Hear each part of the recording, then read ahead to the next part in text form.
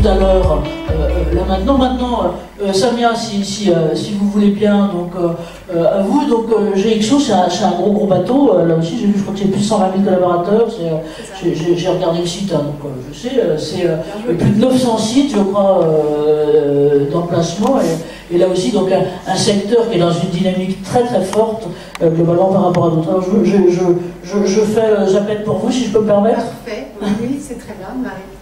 Oui, effectivement, c'est une grosse entreprise américaine, plus de 120 sites, plus de 120 000 collaborateurs dans le monde, et puis 6 à 7 000 en France, donc oui, c'est 70 sites en France. Avec aussi ces problématiques, même si effectivement, c'est ce que vous disiez, en plein développement, avec des innovations, mais aussi, on sait aussi que la logistique est un secteur qui est accidentogène, et avec la volonté de travailler sur le sujet, évidemment. Donc les capteurs doivent nous permettre à la fois de cartographier la pénibilité, on peut avancer, hein, mais à la fois de cartographier la pénibilité, et d'évaluer aussi l'exposition de nos collaborateurs à ce travail, à ces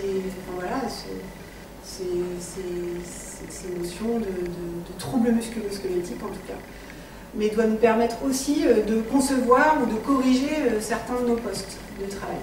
Et c'est un peu comme ça que moi j'ai commencé à rentrer dans la question des capteurs en se disant voilà, je souhaite aujourd'hui objectiver nos postes de travail, les évaluer différemment, les concevoir ou les corriger, et puis proposer aussi, pourquoi pas, une nouvelle organisation ou deux nouvelles organisations. Aujourd'hui, on a un secteur qui est, ce que je disais, un accidentogène, donc l'idée c'est aussi de travailler demain sur notre polyvalence ou des rotations, et les capteurs doivent ou peuvent nous permettre effectivement de mieux mesurer l'impact des situations de travail sur l'organisme. Donc moi j'avais un souhait, en tout cas quand j'ai commencé à travailler sur le sujet, c'était de trouver un dispositif qui soit le plus transparent possible, le moins invasif possible, un dispositif qui puisse être facile à utiliser par tous, soit par des QHSE, soit par des ingénieurs méthode process, soit par simplement le responsable d'exploitation qui avait envie de se servir. Je vous interromps pour 2 secondes.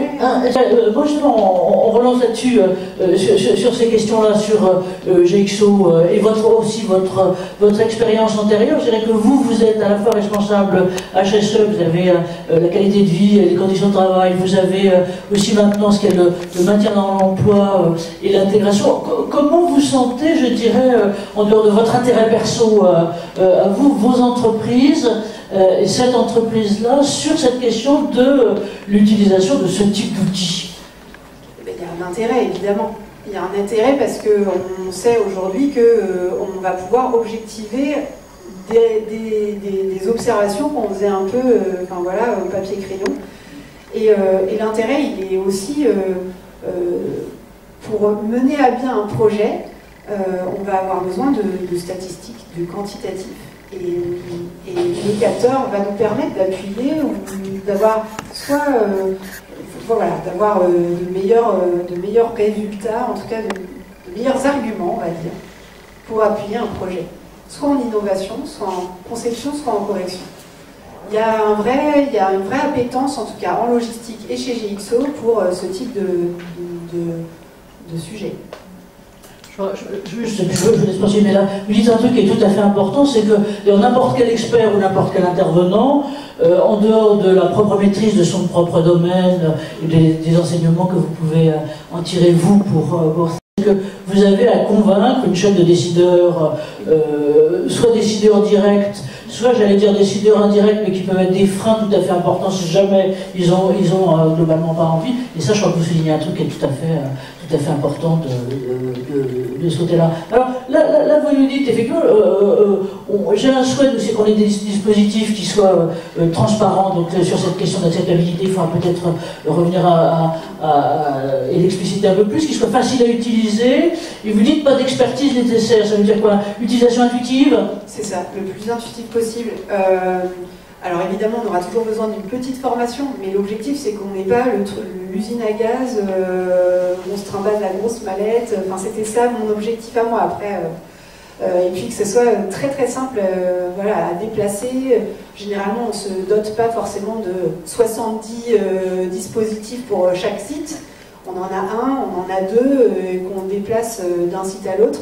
Donc l'idée c'était d'avoir quelque chose de très simple à transporter d'un site à l'autre. De portable dans tous les sens du terme. Ouais, c'est ça.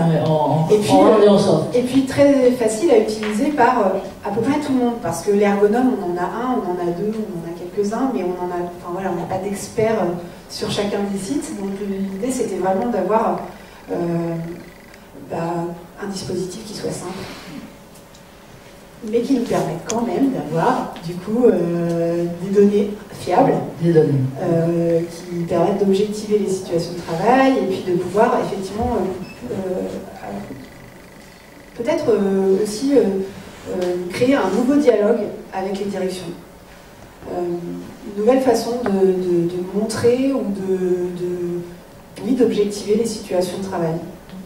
C'est juste, je fais une incidence, pardon de vous couper là-dessus, mais une chose qui me frappe, je ne viens pas de l'univers HSE d'entrée. Je dirais, alors peut-être aussi c'est le fait de la regarder de plus en plus, mais je trouve qu'on sent dans les structures, quelles qu'elles soient, de plus en plus, alors parce que effectivement la dimension humaine et que la ressource humaine est devenue finalement de plus en enfin on se rend compte de son importance globalement là maintenant, mais je trouve que vos disciplines, le type de communication que vous avez ou autre, prend de plus en plus d'importance et de poids dans un environnement, j'allais dire décideur autre.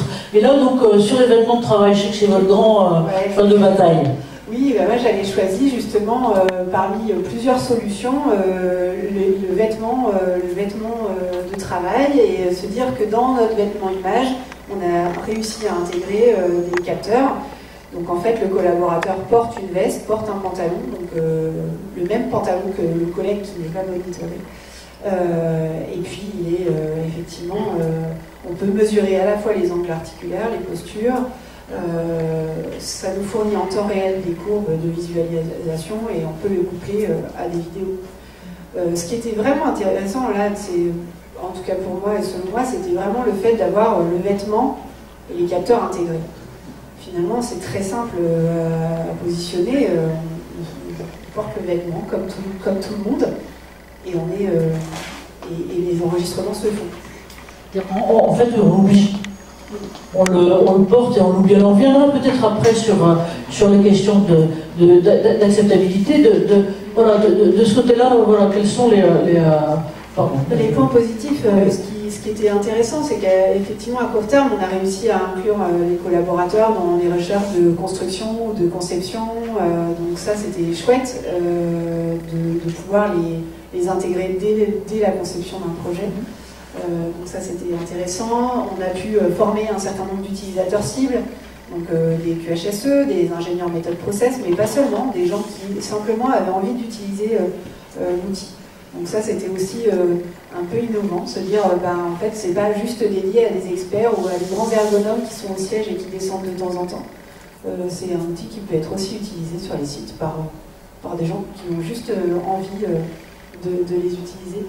Et puis, en fait, c'est ce que je disais, hein, c'est une façon d'objectiver l'analyse des situations de travail. Et jusque-là, ce que l'ergonome avait vu, oui, mais il n'a pas vu le bon moment, oui, mais c'est son regard, oui, mais je ne sais pas. Là, finalement, on a quelque chose de très objectif qui n'est pas contestable, en fait.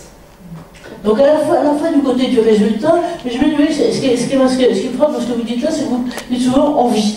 C'est-à-dire que finalement, l'objectif aussi, c'est de donner envie aux gens d'utiliser eux-mêmes le système.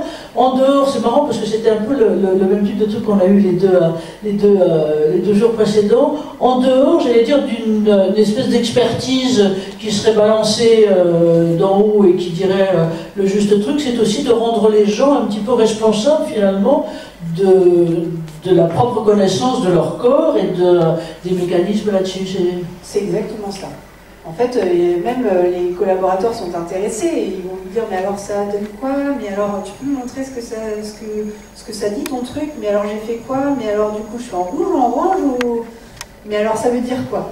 Alors il y a un risque quand même dans tout ça. C'est qu'est-ce qu'on fait? Comment on interprète tout ça? Et qu'est-ce qu'on en fait de ces résultats? Parce que quand on est dans le rouge, quand une situation est dans le rouge, ben, il faut trouver des solutions derrière après. Hein, et c'est pas toujours évident de trouver des solutions. Et puis le risque aussi, c'est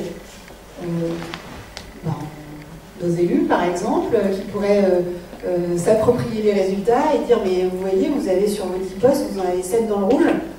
Donc, voilà, quelle interprétation vous faites, comment vous travaillez le sujet, et quand on n'a pas de solution, ça devient complexe.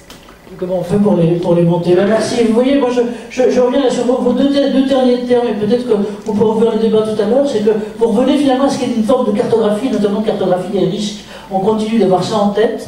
Et puis la polyvalence, qui est du côté des acteurs, finalement, la chose qui est importante. Alors,